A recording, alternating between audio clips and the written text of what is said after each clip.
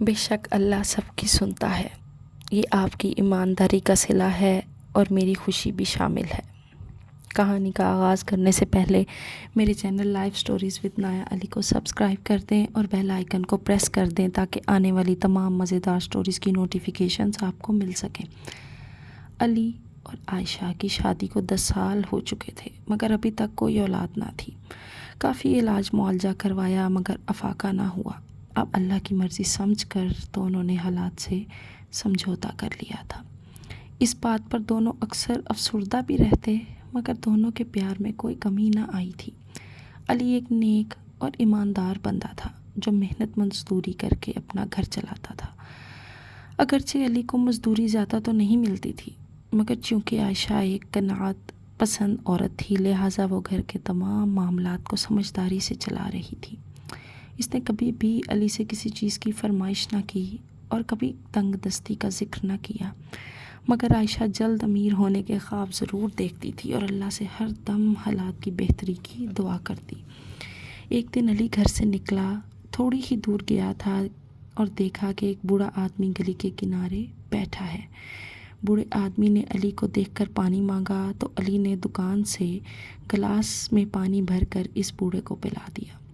بوڑھے آدمی نے پانی پینے کے بعد علی کا شکریہ ادا کیا اور علی کو ڈھیروں دعائیں دیں۔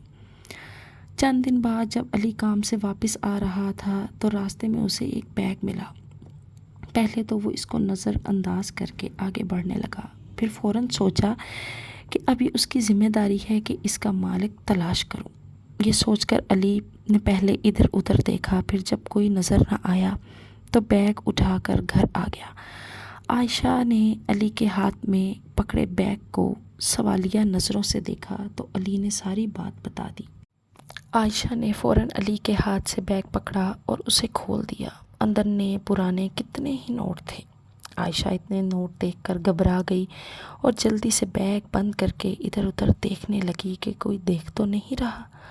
عائشہ تجسس اور خوشی کے ملے جلے تاثرات کے ساتھ علی کا چہرہ تکنے لگی، جیسے پوچھ رہی ہو کہ اب کیا کرنا ہے۔ علی اس کے دل کی کیفیات سمجھ گیا اور فوراً بولا کہ ہمیں مالک کو تلاش کرنا چاہیے کیونکہ یہ ہمارا دین امانت میں خیانت کو پسند نہیں کرتا اور دوسرے کے مال پر نظر رکھنا ایک ناپسندیدہ فعل ہے۔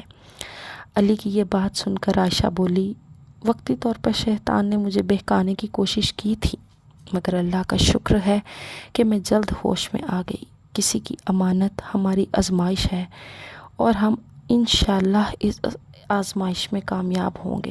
دونوں نے بیگ کی جب تلاشی لی تو بیگ میں ایک کارڈ پڑا ملا جس کے اندر ایک نام اور ٹیلی فون لکھا ہوا تھا۔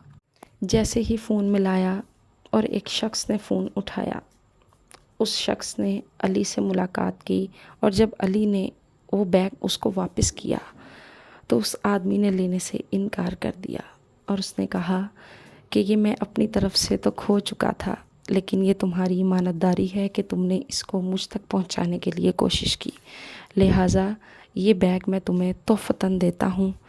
اور اس چیز سے اللہ اتنا راضی ہوا کہ شادی کے اتنے سال گزر جانے کے بعد بھی اللہ تعالیٰ نے ان کو خوبصورت سا اور چاند سا بیٹا عطا کیا۔ بے شک اللہ سب کی دعائیں سنتا ہے۔ اور اس طرح علی اور عائشہ ہنسی خوشی زندگی بسر کرنے لگے۔